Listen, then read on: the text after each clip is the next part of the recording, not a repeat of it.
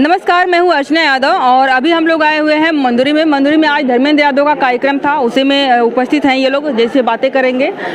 चुनाव नज़दीक आ गया है, अब कुछ ही दिनों गिनती के अंगुली पे कहें तो अंगुली पे गिनती का दिन बचा हुआ है और जो चुनाव की तैयारियां हैं पूरी जोरों शोरों पर है। जगह जगह चौपाल लगाई जा रही है, जगह जगह लोगों को संबोधित किया जा रहा है और ये वो स्थान है जहाँ पर इंटरनेशनल एयरपोर्ट बनने वाला है, जिनकी ज़मीनें जो है वो इंटरनेशनल में चली जाएंगी, जहाँ पर यहाँ से लगभग 1-1.5 किलोमीटर की दूरी पर ही वो धरना चल रहा है जो एक ऐतिहासिक है। 2 साल जिसको पूरे होने वाले हैं। तो आपसे शुरुआत करेंगे। नाम क्या हुआ आपका? मेरा नाम रामलाल प्रजापति। कहाँ से हैं? मैं कप्तानगंज जहरा पिपरी ग्राम का रहने वाला हूँ।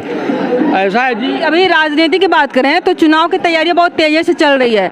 धर्मेंद्र यादव आए हुए थे, तो क्या लगता है, क्या आश्वासन दिया और कैसे देखते हैं धर्मेंद्र यादव या समाजवादी पार्टी या इंडिया गठबंधन को?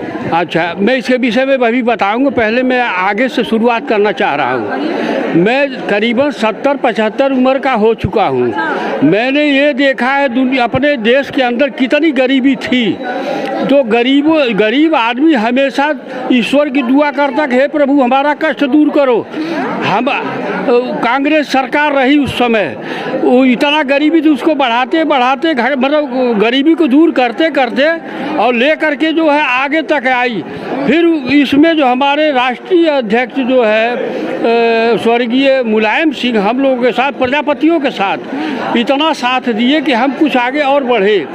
तो हम ज़्यादा बात नहीं, थोड़ी बात में कहना चाहते, हम ये चाहते हैं कि झूठ मूठ का कोई आश्वासन दे रहा है और हमें झूठे फंसाता। हम लोग सत्यवादी हैं, सत्य बोलते हैं, झूठ को हम विश्वास कर लेते, विश्वास करके हमारे साथ विश्वासघात कर देते हैं लोग।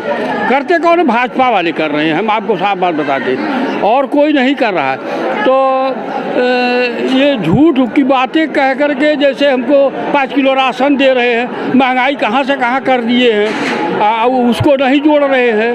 हर चीज़ की महंगाई 4 गुना ज़्यादा है और 5 किलो राशन दे रहे। हमारे बच्चे कहाँ पढ़ेंगे? हम खिला के सुला करके ऐसे ही बिताएंगे? हम क्या करेंगे? हमको पढ़ने की सुविधा मिलनी चाहिए अच्छी, हम अपने बच्चों को भी पढ़ा सकें, हम भी नौकरी दिला सकें। और नौकरी के लिए अब जो हम परिश्रम करके कुछ पढ़ाएं, बच्चों को पैसे खर्च किए, चाहे मजदूरी करके कैसे भी किए हैं, उनका जो पेपर लीक हो गया, अब उनकी एज ख़त्म हो जाएगी। फिर वो यही क्या ना, वो 5 किलो राशन के लिए फिर बैठ करके इंतजार करेंगे। तो वर्तमान की परिस्थितियां हैं जो हर जगह बताते हैं। आप 70 साल के हैं, तो आपसे थोड़ा सा और सवाल पूछते हैं। आप जो है कि इंदिरा गांधी का टाइम भी आपने देखा होगा। मैंने एक जवाहरलाल नेहरू का भी आपने देखा हुआ है। क्या बात? इंदिरा गांधी की बात करें तो मैंने एक रील में देखा कि उनमें उनके टाइम में एक गाना चल रहा था, आया इंदिरा गांधी का जमाना, महंगाई पता नहीं कैसे कैसे हो गई थी।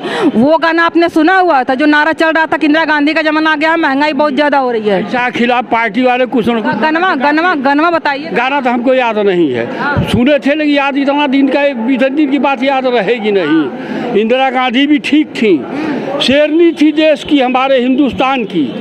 पाकिस्तान को 2 टुकड़ा करके बांग्लादेश बना दिया, उसने कभी अपना बड़ेपन नहीं किया।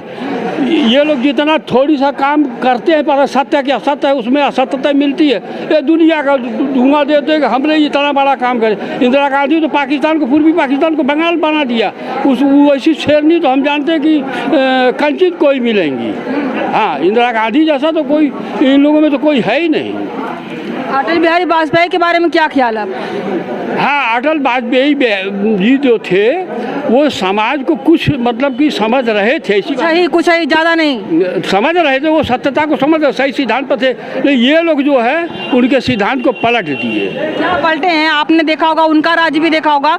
कौन सा सिद्धांत पलटा हुआ? वो कौन से सिद्धांत पर चल रहे थे? कि हम 10 भाई हैं, 10 भाई हम अपने में लड़ रहे हैं, हमारी जायदाद पड़ी हुई है, तो हमको लड़ा करके हमारी जायदाद को लेना चाहते हैं। हम लड़ते लड़ते बेकार हो जाएंगे। ये पहले भी होता था ना कि 2 भाई अपने में लड़ रहा है। नहीं, ऐसा नहीं होता था। जायदाद कहाँ लिए, कहाँ जायदाद लिए, कहाँ कोई उदाहरण आपके नज़र में है कि 2 लोगों के बीच में लड़ाए हों और अपनी जमीन ले लिए? अरे सर, संविधान का ये व्यवस्था जो बना रखे हैं, ये संविधान को ख़त्म ही कर देंगे तो हमारा संविधान है तो असली धन है। आपको भी लगता है कि संविधान खत्म किया जा सकता? पूरा लगता है। ये लोग कहते हैं कि संविधान को कांग्रेस सरकार ने कई बार संशोधन किया है। जितना मोदी जी ने नहीं किया होगा उससे कहीं ज़्यादा कांग्रेस सरकार ने संशोधन किया हुआ है। परिस्थितियां जो है कि समय के साथ बदलती रहती हैं, संशोधन की आवश्यकता हर चीज़ में होती है।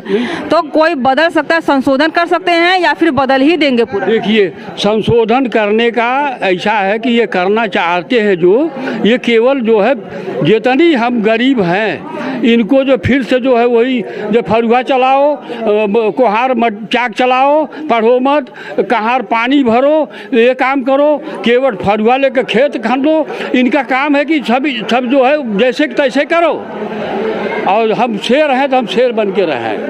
वो तो बनिया है, उनको कह दिए दुकान करें। दुकान तो हम भी अब कमा करके बड़ी मेहनत करके इस अनुसार अगर इस अनुसार कह रहे हैं वो, तब तो राज्य जो छतरी को करना चाहिए। नहीं, छतरी में भी गरीब हैं, छतरी में सब जगह गरीब है, ऐसी बात है गरीबी का बोले करके। जिस तरह से आप मनुस्मृति की बात कर रहे हैं, कुम्हार का बर्तन बनाए मिट्टी का, लोहे का काम करे, केवल जो है कि खेत खरने, तो ये मनुस्मृति की बात कर रहे हैं ना कि पहले के समय में ऐसा ही होता था। कहाँ देखा आपने, किधर में? 10 भाइयों विज्ञान सब खत्म कर दे रहा है, पूर्वक जरूरत नहीं है। ये कह रहे हैं कि जाति के अनुसार बोल रहे हैं काम करने के लिए, आप भी मानते हैं? अब विज्ञान खुदे सबको खत्म कर दे रहा, राम को भी खत्म कर दिया विज्ञान ने। विज्ञान को राम को विज्ञान ने कैसे खत्म कर? अरे भगवान तो अम्बेडकर जी है ना, बहुजनों का भगवान अम्बेडकर जी हैं। तो इंसान थे, उन्होंने किताब लिखी, संविधान। इंसान थे, हम एक तरह पैदा हुए मरे, और क्या? तो विष्णु जी का अवतार कैसे सब लोग कहता है, अंतर्यामी कैसे बोलते हैं, मंदिर कैसे बना है? कहीं है, हम भारत के मूल निवासी हैं हम। हाँ, राम कौन थे? राम कौन थे? राम है ही नहीं थे, वो कल्पना करके बनाए गए हैं, और क्या? कल्पना करके बनाए गए हैं राम जी, वो है नहीं, वो राम थे। कौन है फिर? रावण भी नहीं था, वो पंडित और वो मौर्य था। रावण जो था मौर्य, उसको मार के पंडित बनाया गया। और जो राम के जगह वो ब्राह्मण थे, वो ब्राह्मण हैं, वो राम को वो लिखा है कल्पना करके, वो सब गलत है। हकीकत क्या है? हकीकत है ये कुछ वो सब फर्जी है, वो कहानी है, कल्पना करके जैसे बनाया जाती है कहानी वैसे लिख गया है। ये आपको ये 10 सालों में पता चला है कि ये कल्पना है कि इसके पहले जन्म लेते ही आपको पता चल गया था कल्पना? इतिहास उसका है ना, वो इतिहास पढ़िए।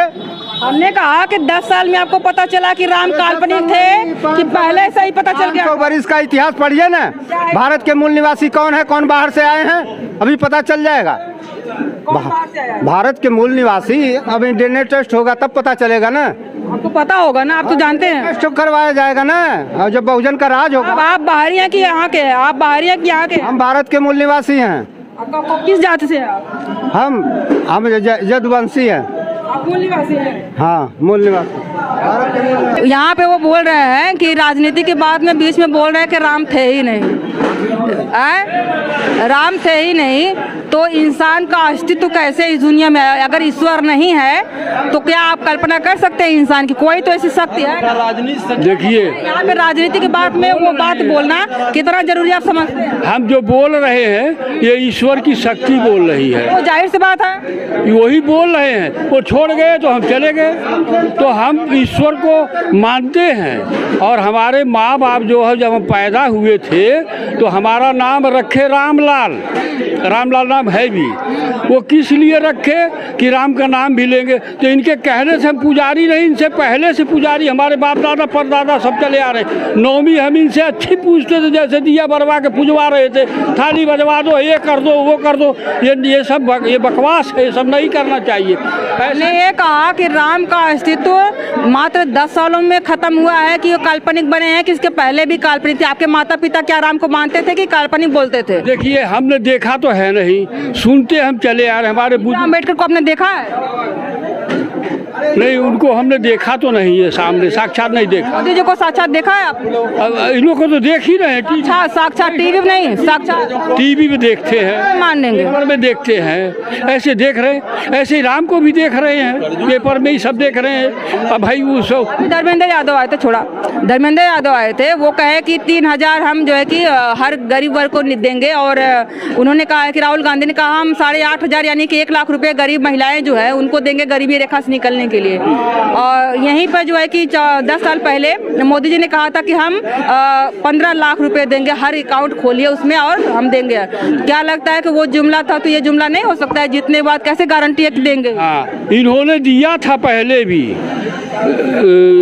ये हमारी सरकार, सपा सरकार जो थी, इन्होंने देखिए जो लड़के स्कूल से जो पढ़ के बेकार बैठे उनको भी दे रहे थे, और हमारी पेंशन भी चल रही थी, वृद्धा पेंशन। ये लोग जांच में डाल दिए। गांव के लोग नहीं जानते, जो प्रधान है और ये जो लेखपाल है नहीं जानते कौन मर गया कौन जिंदा, ये जो चढ़ाते उतारते हैं नहीं जानते। ये सारी चीज़ें ये लोग जानबूझ करके वृद्धा पेंशन, विधवा पेंशन की जांच में है, जांच में है। कौन अधिकारी नहीं जानता कौन मर गया कौन जिंदा है। ये लोग जानबूझ के पैसा काट करके किसान योजना एक दिखाए हैं कि हम 500 रुपया महीने दे रहे हैं, 4000 रुपया 6 महीना में दे रहे हैं। ये बुद्धू बनाए हैं। इनका काम हमेशा बुद्धू बनाने का। ये हमें पसंद नहीं, हमें पसंद अखिलेश और कांग्रेस है, बस दो ही है। साइकिल निशान हमारा है, उसी को हम पसंद करें, वही हमारा साथ देंगे गरीबों का, उन्हीं के साथ रहेंगे। अभी आपने कहा कि जो पढ़ लिख करके बाहर निकल रहा था स्कूल कॉलेज से, तो उसको जो है कि सरकार दे रही थी पैसा, क्या बोलते हैं उसको, बेरोजगारी भत्ता, है ना? तो उससे नहीं लगता कि आपको जिस युवा को 2-4 हजार जेब खर्ची मिल जा रहा है तो वो काम करना चाहेगा? अगर उसका जो है कि काम करने कुछ बड़ा बनने का ना हो, कुछ IAS PCS या अधिकारी बनने का या बिजनेसमैन बनने का सपना ना हो, तो क्या लगता है कि वो काम करेगा फिर? अरे साहब, पढ़ा लिखा है वो, 1000 रुपये उसको मिल। पढ़ने लिखने वाले बहुत होते हैं, जाकर देखिए नकल में करके इतने ज़्यादा पढ़ लिख कर निकल रहे हैं ना कि उनको तो अपना नाम भी लिखने नहीं आता होता। तो डिग्री दिखा करके वो बेरोजगारी भत्ता ले रहे हैं, तो क्या वो फिर काम करने जाएंगे कि हमको काम करने की हमको जरूरत है, हमको मेहनत करनी पड़ेगी, हमको मजदूरी करनी पड़ेगी, हम किसी फैक्ट्री में जाकर काम करें, हम किसी कंपनी में काम करें, मजदूरी करें, रोजगार करें, बिजनेस करें, तो दुकान का गुमती लगाएं या ठेला लगाएं, तो क्या हम काम करेंगे वो? अगर उनको 2-4 हजार मिल गया महीने का, तो 2-4 हजार में कोई क्या कर लेगा? ये खर्च निकालेगा 2 दिन में, शराब पी ले, सिगरेट पी ले, गुटखा खा ली, जो ने खाता मैं उतना कम तो हो नहीं कर पाएगा। वो केवल वो 1000 रुपया लेकर सोचेगा कि मैं कैसे क्या करूं, कहाँ जाऊं, क्या नहीं जाऊं, नहीं कर पाएगा। गुटखा खाएगा, वो गुटखा खाएगा, शराब पिएगा, गुटखा। अच्छा, एक बात और मैं कहना चाहता हूँ। गलत बोल रहे भाई। नहीं, देखिए, रहा बात जो गुटखा खाना या ना खाना, ये तो मैंने कहा, गलत कहा कि जो सरकार अगर मान लो 2-3 हजार देती है, 10 हजार तो देगी नहीं को अपने परिवार का खर्चा निकाल सके, 2-3 हजार देगी, तो उससे क्या, उसका क्या यूज होगा? आपने अभी कल कन्नौज की धरती पर माननीय कांग्रेस के नेता आदरणीय राहुल गांधी जी ने कहा कि 8,500 रुपये प्रति माह उन परिवारों को दिया जाएगा, उन्हें चिन्हित किया जाए जो गरीबी से निचली श्रेणी में आते हों, जो अंत्योदय की श्रेणी में आते हों। उनको 8,500 रुपये की धनराशि तब तक दी जाए जब तक वह आर्थिक स्थिति से अपने ऊपर ना जाए। देखिए, मदद करना हमारा कर्तव्य होता है। अब हम मदद करें, उसका आप गलत अर्थ निकालिए तो वह आपका दायित्व है। हम 1000 की पेंशन हो या समाजवादी पेंशन हो या पारिवारिक लाभ हो, जितनी भी योजनाएं रही हों, हमने लाभ किया है, आपके लिए किया है। आप उसका क्या करेंगे? जैसे माननीय राष्ट्रीय अध्यक्ष जी ने लैपटॉप वितरण किया हाई स्कूल और इंटर वालों को, तो आप देखती होंगी कहीं ना कहीं जाती होंगी तो आप देखते होंगे कि लैपटॉप मिला है, उसी लैपटॉप से कुछ लोग अच्छे बने और कुछ बुरे बने, तो उनका दायित्व है। अभी हम लोग हैं मंदुरी में, यहाँ पे आए हुए थे धर्मेंद्र यादव। यहाँ के जो लोग भी यहाँ पे कार्यक्रम में शामिल होते हैं, वहाँ से उन लोगों से सारे हमने बातें करी है। इनकी बातें सुनकर आपको क्या करना है, आप लोग कमेंट कर जरूर बताइएगा। आज के लिए बस इतना ही, बहुत बहुत धन्यवाद।